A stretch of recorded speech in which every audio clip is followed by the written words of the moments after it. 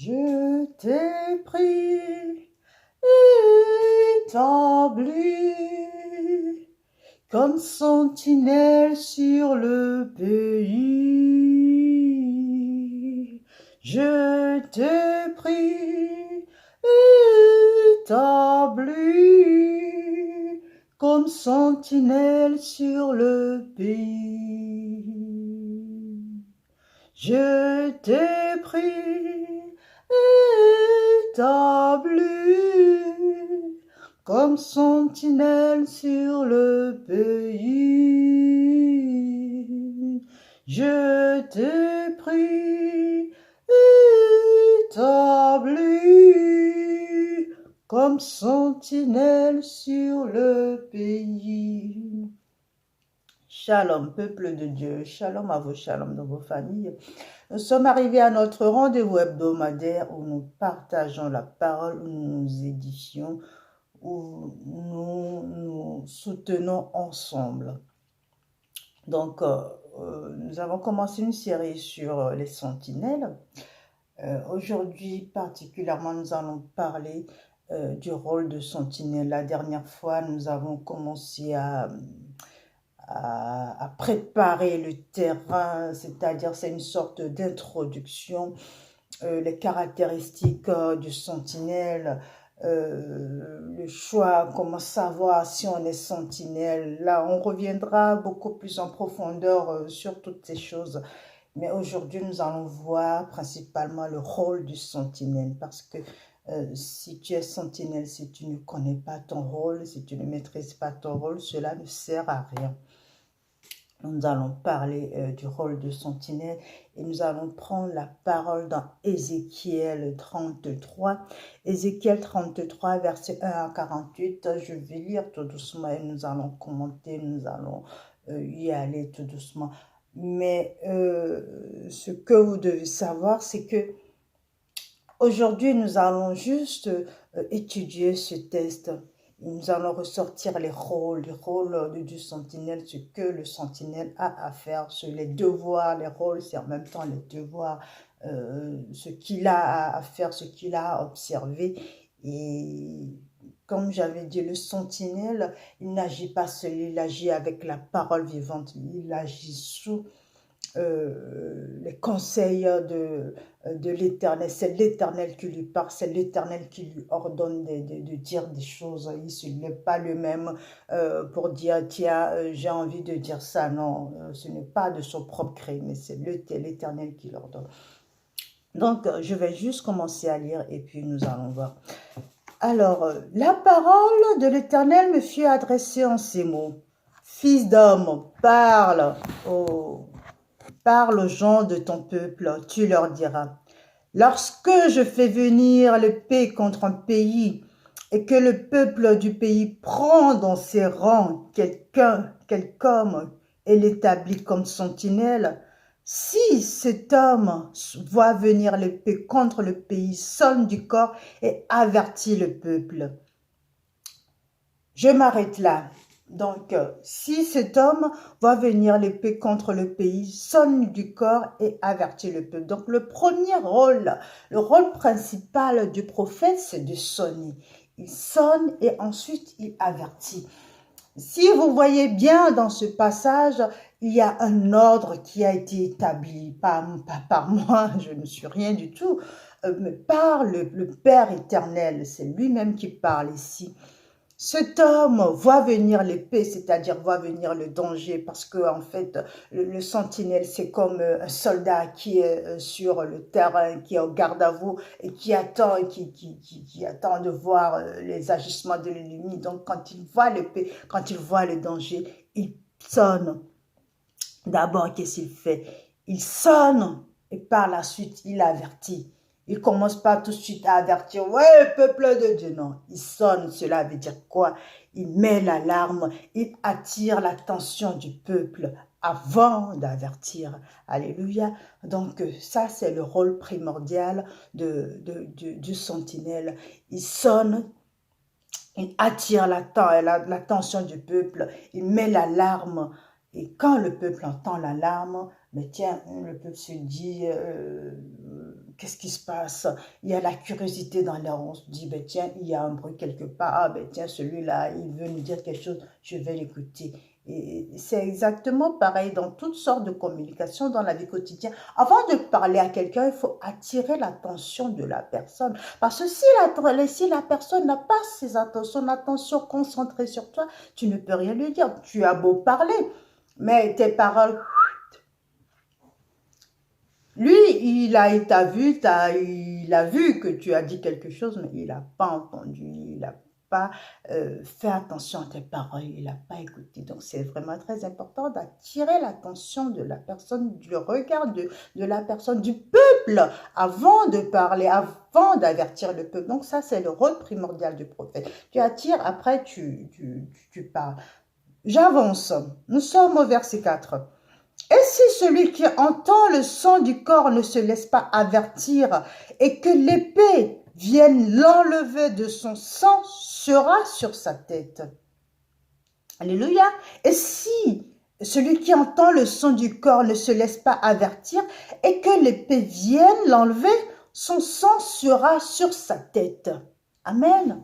Donc, si maintenant le prophète, il avertit, et que toi, en tant que peuple, tu n'entends pas, tu n'obéis pas, tu ne fais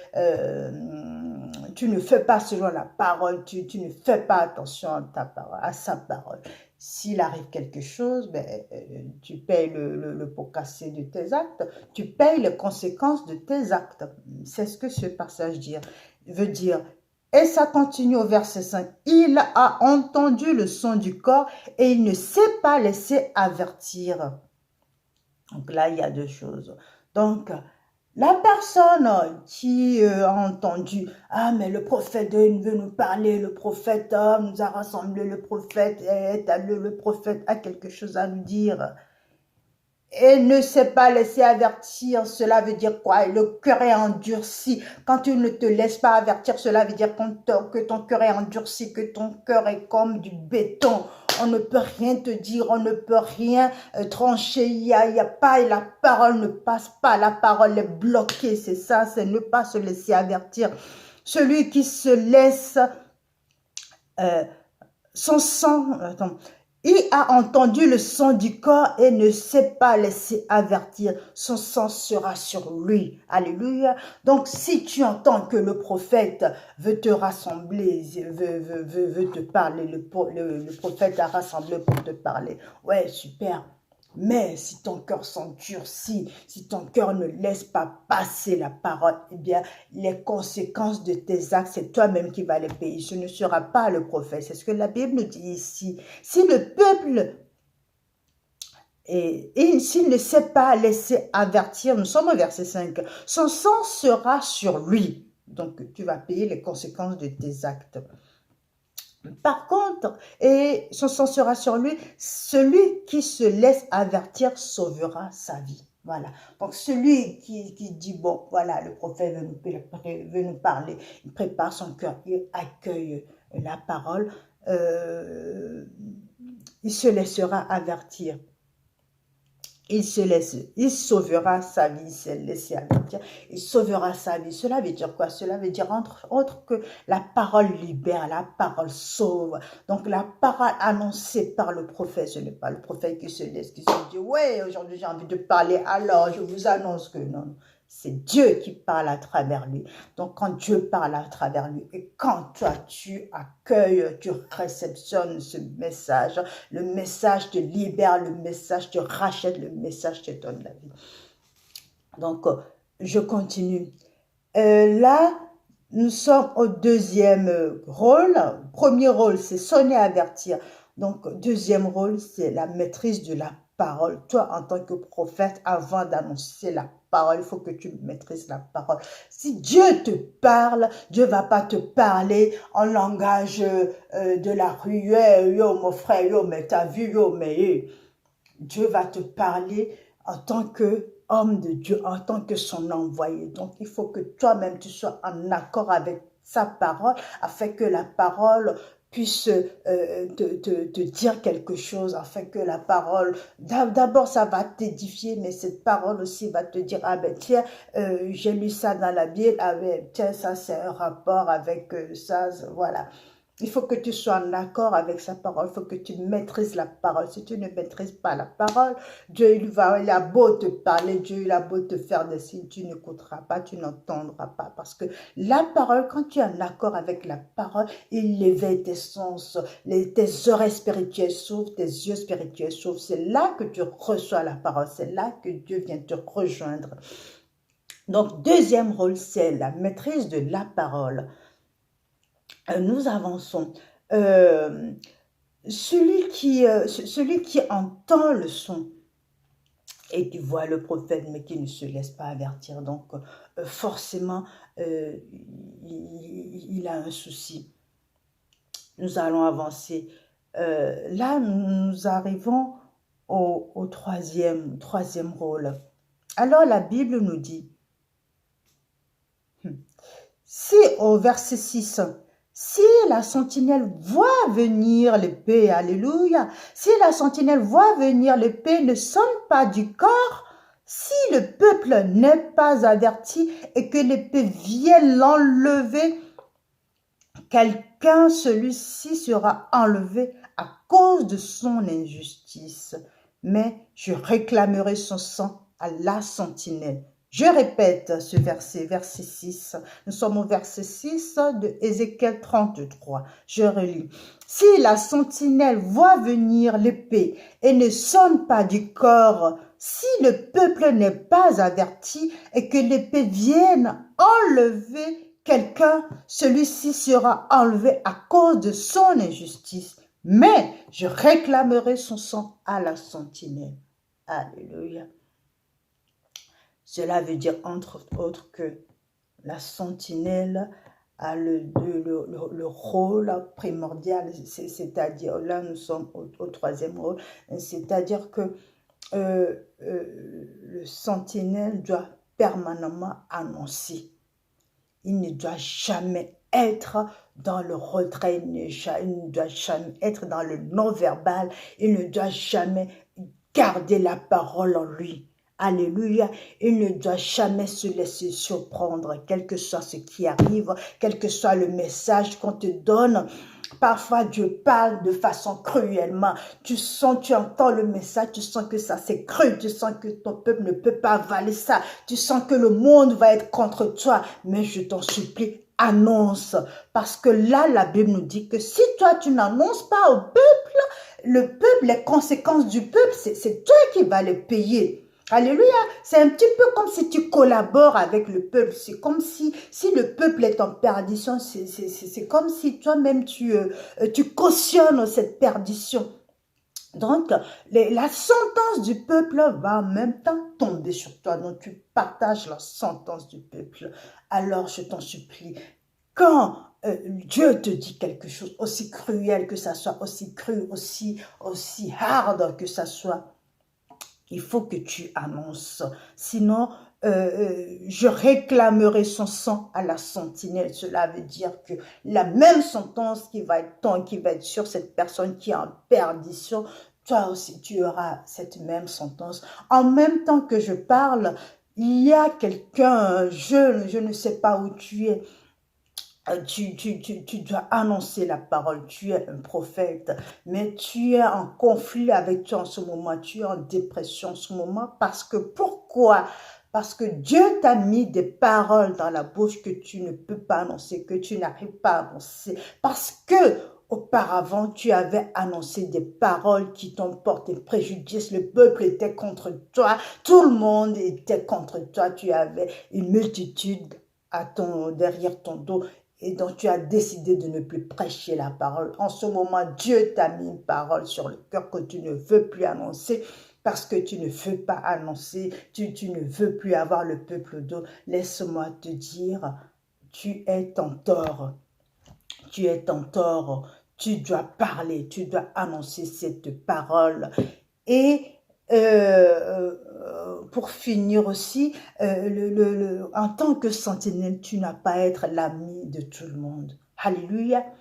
Si tu m'écoutes maintenant, je ne sais pas dans quelle contrée tu te trouves, mais en tant que sentinelle, en tant que prophète, tu ne peux pas être ami de tout le monde, ce n'est pas possible.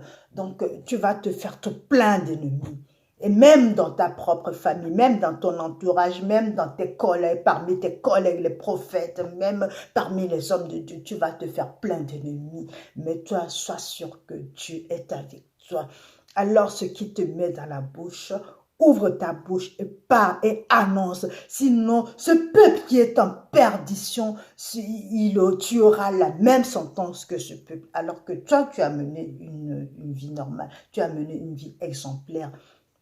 Donc, si tu m'écoutes en ce moment, je t'en supplie, annonce cette parole et sors, tu verras, dès que tu annonceras, tu sortiras de cette dépression et la paix du Seigneur pourra te rejoindre. Alléluia. Donc, nous étions au troisième rôle, c'est-à-dire le rôle capital tu ne dois pas être dans le non-verbal. Tu ne dois pas être dans le non-verbal, tu ne dois pas te laisser surprendre. Tu as le devoir de parler coûte que coûte. Donc, au quatrième, qu'est-ce que la Bible nous dit? Le quatrième rôle. Et toi, fils de l'homme, je suis au verset 7, et toi, fils de l'homme, je t'établis comme sentinelle sur la maison d'Israël. Tu écouteras la parole qui sort de ma bouche et tu les avertiras de ma part. Tu écouteras la parole qui sortira de ma bouche et tu les avertiras de ma part. Quand je dirai aux méchants, je suis au verset 8, quand je dirai aux méchants, oui, tu mourras, si tu ne parles pas pour avertir le méchant au sujet de sa conduite, ce méchant mourra à cause de son injustice, mais je te réclamerai ton sang. Vous savez, si la Bible répète quelque chose, cela veut dire que la chose est vraiment sacrée, que la chose est vraiment sérieuse, que la chose est vraiment importante. Dieu ne parle pas 2 fois ou 4 fois parce qu'il a juste envie de parler. C'est parce qu'il veut vraiment avertir son peuple. Donc, il faut prendre ça vraiment au sérieux. Donc, quand je dirai aux méchants, oui, tu mourras si tu ne parles pas pour avertir le méchant au sujet de sa conduite. Ce méchant mourra à cause de son injustice, mais je te réclamerai son sang. Mais, je suis au verset 9, si toi tu avertis le méchant pour le détourner de sa conduite et qu'il ne se détourne pas de sa conduite, il mourra dans son injustice et toi tu sauveras ta vie. Alléluia. Donc, quatrième, il faut que toi, en tant que sentinelle, tu utilises tous les moyens pour convaincre. Parce que si tu arrives à convaincre la personne, si la personne est sauvée, tu sauves ta vie. Mais la Bible nous dit ici, si tu arrives à lui dire, si tu arrives à le convaincre, si tu le sauves, tant mieux. Si tu ne le sauves pas, ce n'est pas un drame. Mais toi, au moins, tu as réussi à lui annoncer. Toi, tu as réussi à lui dire. Tu as réussi à l'avertir. Mais si tu ne l'avertis pas du tout, alors là, c'est là qu'il va en perdition et que Dieu te réclamera des comptes. Voilà. Je dirais aux méchants, oui, tu mourras. Si tu ne parles pas, si tu n'avertis pas le méchant pour dire, ah, attention, là, Dieu a dit, tu vas mourir. Si celui-là, il meurt, il te réclamera son sang. Cela veut dire que sa sentence va tomber sur toi. Donc, il ne s'agit pas juste de parler, il ne s'agit pas juste d'avertir, mais il faut que tu sois convaincant. Donc toi-même, il faut que tu aies la conviction, il faut que tu aies la détermination, la fermeté, de l'autorité et que tu aies aussi de l'assurance quand tu annonces que tu aies confiance. Pas confiance en toi, mais confiance en Dieu l'Éternel, confiance en Jéhovah Sabaoth, celui-là qui t'annonce la parole, celui-là qui t'envoie, c'est en lui que tu dois avoir la confiance et c'est lui qui doit te convaincre de cette parole. Toi, tu dois être convaincu. Et donc, quand tu parles avec, quand tu annonces avec l'autorité, ça touche le cœur en même temps et ça guérit, et ça libère, et ça rachète. Alléluia. C'est comme ça que tu dois avertir. Et je ne sais pas pourquoi, mais cette parole me revient. Il y a un jeune homme quelque part qui me regarde en ce moment. Tu es en difficulté, tu es en souffrance parce que il y a des paroles que tu as gardées en toi que tu ne veux pas annoncer parce que au préalable, tu avais annoncé des paroles qui t'ont porté préjudice, qui t'ont causé du tort. Dieu te dit, laisse-toi aller, c'est moi qui te parle, c'est moi qui t'envoie et va avec cette force que je te donne. Ce n'est pas à toi de parler, c'est moi qui parlerai à travers toi. Et si tu n'annonces pas cette parole à mon peuple, si mon peuple est en perdition, cette sentence va tomber, retomber sur toi. Alléluia. Nous allons fermer les yeux un court instant. Je sais que tu es là, Esprit Saint. Je sais que tu es là. Je sais que tu es là, Esprit Saint. Je sais que tu es là. Mon âme te bénit, mon âme te bénit, mon âme te bénit, car je sais que tu es là. Mon âme te bénit, mon âme te bénit, mon âme te bénit, car je sais que tu es là. Oh Père de grâce, Dieu de gloire, Dieu de lumière, Dieu de bonté, Dieu de magnificence, Dieu de l'impossible, Dieu du miracle, Dieu de toute magnificence, Dieu de gloire. Je te loue, je te bénis, je te magnifie, je te rends grâce, mon Dieu, mon roi, pour ta sainteté, pour ta plénitude et parce que tu es le Dieu tout suffisant. Alléluia. En ce moment, je te remercie pour tout ce monde rassemblé à ton saint glorieux nom pour écouter ta parole, pour s'édifier et pour se soutenir. Merci Père pour toutes les merveilles que tu es en train d'accomplir dans nos vies avec ces paroles. Oh oui Père, nous sommes conscients que nous sommes des sentinelles, que toi-même tu as choisi, que toi-même tu as établi. Mais Père, étant dans l'ignorance, nous ignorons certains rôles, certains principes bibliques, certains principes de ton royaume. C'est pour ça que nous n'arrivons pas à avancer, nous n'arrivons pas à accomplir pleinement nos rôles de sentinelle. Père, nous te demandons pardon à cet effet.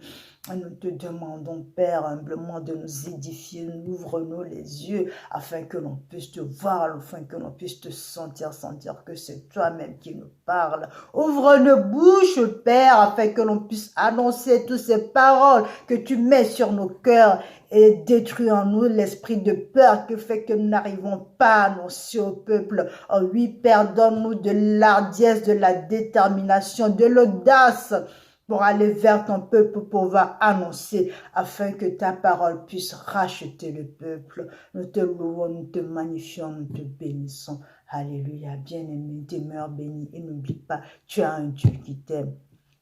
Tu as le Dieu de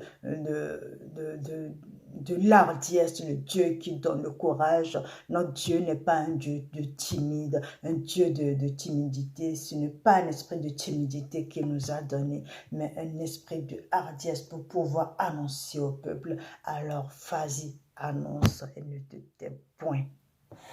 Gloire à Dieu.